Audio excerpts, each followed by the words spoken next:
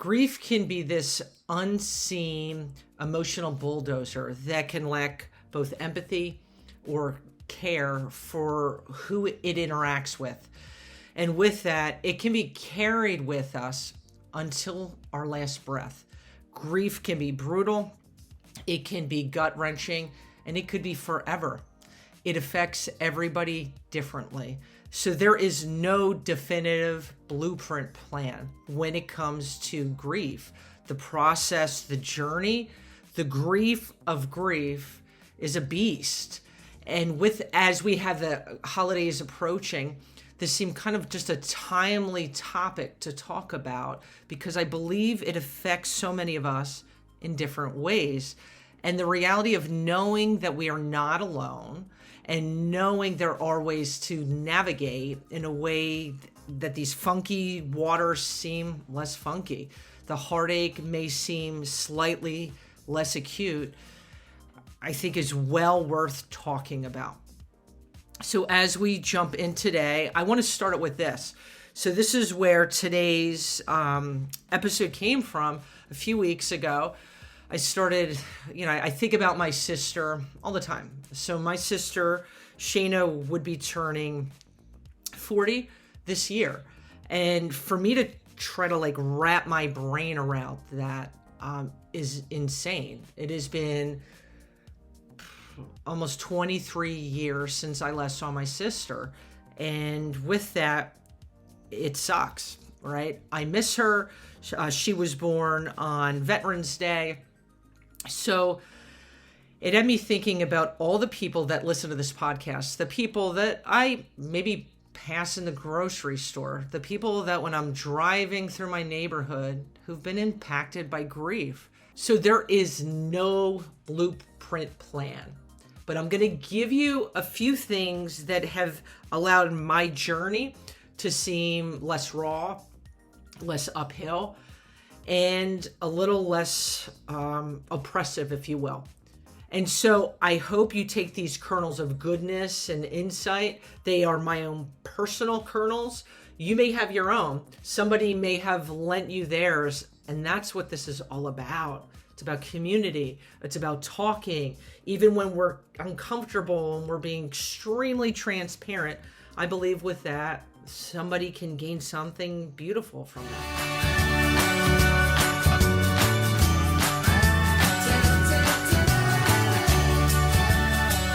First thing we're going to look at today is the aspect of chucking the timeline.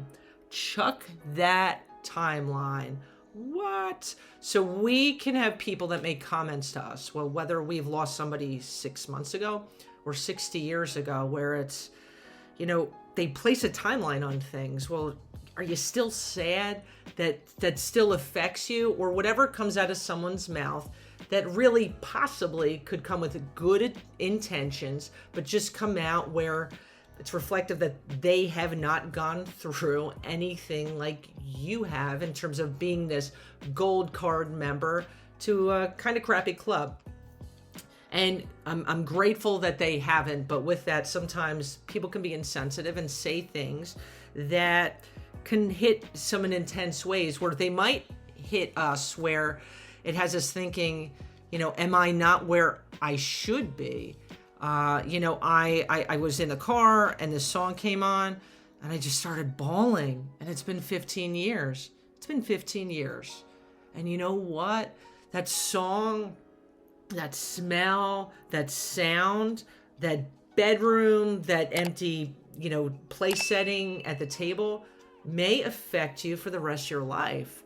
And you know what? When we disallow people's timeline to not affect our timeline, and I mean this all with this pursuing this healthy journey where we're not just stagnant, and that's easy to become, but we are going forward, but disallowing anyone's advice or insight about where they think we should be, it makes us healthier.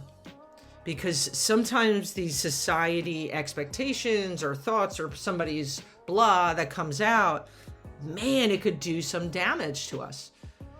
Where, maybe I'm just not where I should be, or maybe I stink, or maybe. Listen, grief for everybody is packaged differently. It is packaged differently. There is no, I'm getting over someone or just suck it up. When I hear that, it makes me cringe. I've had that said to me. And I think now, years later, I look at it differently. Like, they just had no clue. They were uncomfortable. They didn't know what to say. Or it was they were just a butthead. And I'm not going to let those things weigh me down or hinder where I need to keep going. And my journey has been 20 plus years. And with that, other journeys have been picked up along the way. I've lost people I've cared about and loved, friends, my grandmother, things that kind of you carry with you and people can't see. And knowing for the most part, people can't see your hurt. And I've used this analogy before, and I believe it strongly. When we go through grief, it is very, very much like we have this invisible missing appendage, right? It's kind of like somebody has this machete and they cut off your arm and it's like flesh wound, but nobody can see it. You see it, and for someone to say, this timeline, here's this really cool Star Wars Band-Aid that you could put on there. Boop, just pop that on.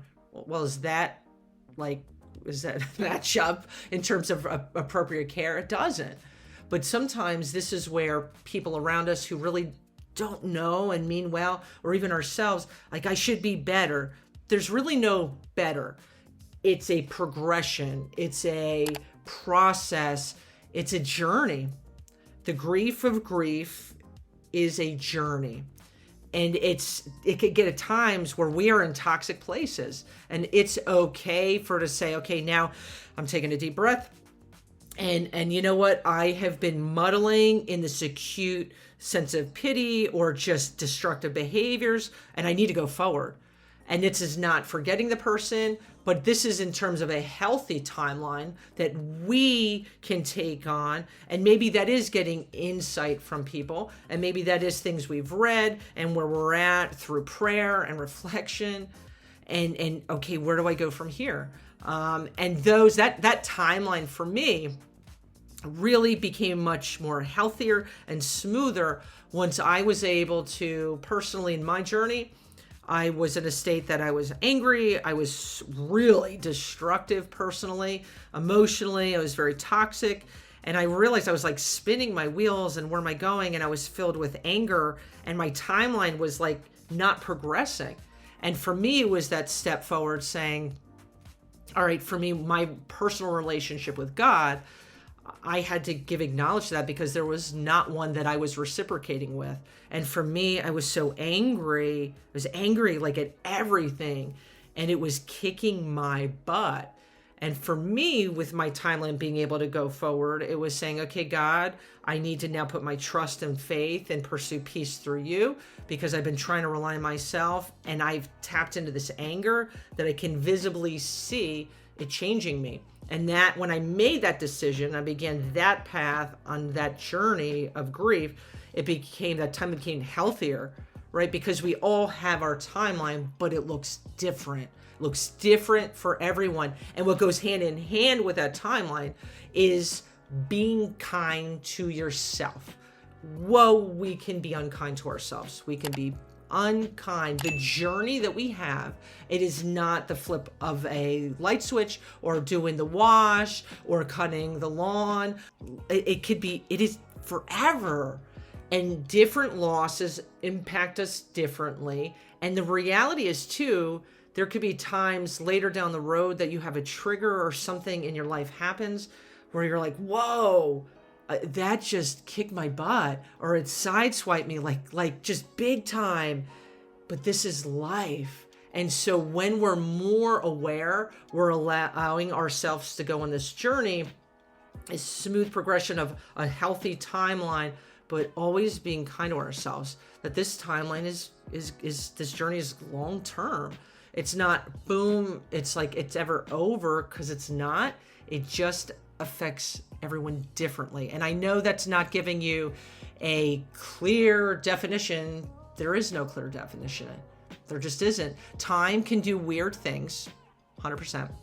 And it's keeping your mind and heart at the forefront, keeping those at the forefront, because sometimes we can really get trapped. All right. And this is where an aspect of being kind is maybe something we haven't talked about before, but I believe is a struggle for a lot of people, is not allowing our minds to be preoccupied or fixated with what would have been, what could be. Now, it's not wrong to think about, like I think about, if my sister was 40, I'm not sure if she would where she would be living, would she be married, she have kids, what career, and I let my mind somewhat go there sometimes, but not really, because I know for me, man, it just gets me sad. Man, it just weighs my heart. It's like this sucker punch of like, man, I miss my sister. Now, she has been off this earth longer than she was on it. It stinks, man. There's no other words for it. I really struggled years ago where I would put myself, well, what if we did this? Or if I did this differently, would they still be here? And I will tell you that, man, that was destructive. It weakened me in so many ways, because it was like I was freeze framing a past that couldn't be changed. And we can do that. And what that does equate to is it's lacking kindness to ourselves. We can't change the past. Man, we will wrestle with it, but you can't change it. It is now, and it's going forward. And this is where it goes hand in hand with that timeline. We can get trapped in fixating on what was and what could have been. Be kind to yourself. Don't allow yourself to get trapped in that shackle that can kick our butt, man. It could kick our butt. And this is where thought replacement comes in. Our thoughts cannot bring someone back. And sometimes our thoughts can become obsessive, can become relentless. And taking our energy, it can make us so tired, and it could decrease our quality of life. And this is where, for me, instead of fixating those things, it took time, and it took over and over again, like repetitive. The positive with my sister, I just closed my eyes and we're out in the water on our surfboards. What is your thought? What is your positive, beautiful thought? And even if that's just one thing, letting that be the replacement to the things that are just energy sucking and put us back 5 steps instead of even just in the same place. So be careful, be kind, be kind, be kind. Because there are healthy ways to remember the people that we carry with us. There are healthy, beautiful ways. Sometimes we can walk that line that it's, where are we? That we can get trapped in those fixating thoughts that just take the energy out of us, that can get us in a really negative, not positive place. So with that, it's kind of connecting those things and what can be that catalyst for us, whether it's joy or just being in a better place and feeling less raw and beat up and just in the moment, that we can allow that permission for the grief journey to just run its course, if you will. It's smoother instead of more just beating our hearts up again and again. Nobody deserves us. And sometimes we can say, well, I do. It's this punishment. No, it is not. Let it go. It is easier said than done, but moving forward.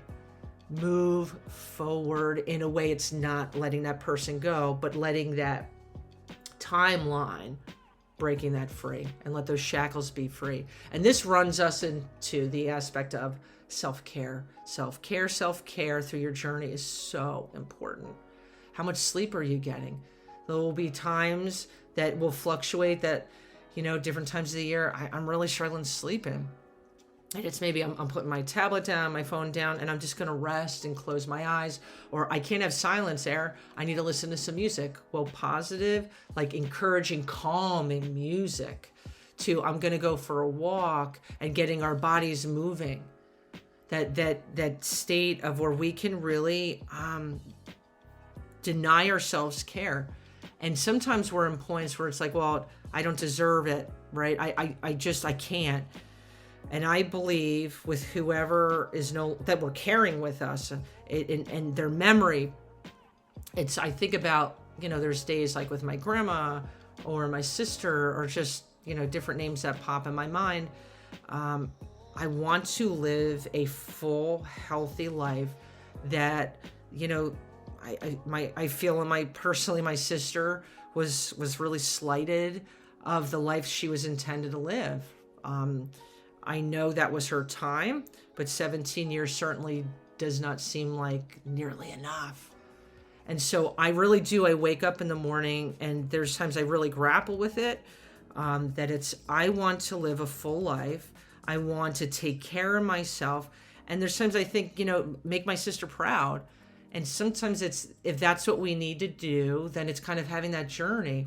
I'm making that person proud, or living a full life, because when we get fixated, or we have an unrealistic timeline, or we're beating ourselves up with that timeline, we can just throw self-care to the back. No, it's non-existent. Are you drinking enough water? Are you eating well? These are all areas, the sleep, eat, drink, where those could be easily neglected. And then that compounds the emotional state of where we're just like, oh, gutted. And this is not just for someone who's recently lost someone. We have different stages. This could be 20, 30, 40 years down the road. Where are you? And taking care of ourselves through every phase in life is really important. It's super duper important. Going through all of this solo, I'm going to emphasize this, is unnecessary. And sometimes we can be stubborn. We could say, I could do this by myself, or I just don't want anybody around me. Trying to be an island through the process of grief is lonely. It can have us at times thinking irrational things, doing things that are irrational. It can have us muddling our feet where we're not doing that progression in terms of our timeline. And it could get us in a not good place. But it's having the proper, encouraging, clear-minded people around us that are those encouragers. Let's go for a walk. You know what? I'm going to come in and I'm cleaning your house. Let's get you out. Let's get a cup of coffee. Those people that we need. And if you're like, Eric, I don't know where those people are, I'm going to tell you within your community, hop on whatever form of social media and look for different grief groups that are going on. And that could be in person, that could be virtually. Just even if it's initially just hearing other people that are part of that you're like, they get it. That validates your feeling is really important. I know for myself throughout years, being able to just even listen to other people that have had, it's not even anything close to what I went through, but they've lost a sibling. I feel like we have this connection that you're this gold card member that, like, I'd like to chuck that card out the window. Can't. Part of it, it's with me always. But there's a connection that just does something to my heart with those people. And it means a lot to me. We need support. Floating island time can work in a Jimmy Buffett song, not in the grief process. Finding that support, and even when you're tired, it's maybe asking someone, can you help me find some support, a support system? I'm going to look for groups within my community. I'm going to go talk to a counselor. What does your support look like? And sometimes we need someone to help us clarify that a little bit, and that's okay. Knowing the grief of grief is intense. It is lifelong. But no, the journey is a tough one. But when we kind of come up with some form of I don't even want to call it a game plan, but some strategies can make the process a lot less intense and make us our load seem lighter. And no, you are worth having a lighter load. And I don't know where this is reaching you now, my friends, but know you are not alone. Know that you are loved, you are cared for. And I always say this to people with wherever they're at in life, because I've had people say, Air, I just have so many thoughts in my head, and I'm heavy, and I'm tired, and I'm just sad, and I'm raw, and I don't know what I believe, and I just want peace. And I say this, wherever you are, whether you're laying in bed, you're driving in the car, you're going for a run, ask God for wisdom, for peace, and for truth. Wisdom, peace, and truth. And when we know the truth, it will set us free. And this life is fleeting, my friends, when we take it upon ourselves to prioritize ourselves, even when we don't feel like it. It makes this journey, the grief, that rawness seem less raw. That macheted arm seem less macheted, whatever the word is. And no, you're not alone. And today, as we go forward, I hope if this falls on your ears and your heart, that it brings some sense of comfort, encouragement. If you know someone who has gone through or is going through or wherever they're at, pass this along to them. Share this. Grief affects so many of us. And the more that we look at this as a community effort instead of an individualistic one, man, it makes us stronger. Man, it makes us feel less alone. Today, my friends, I'm wishing you a bounty of peace, love, and goodness.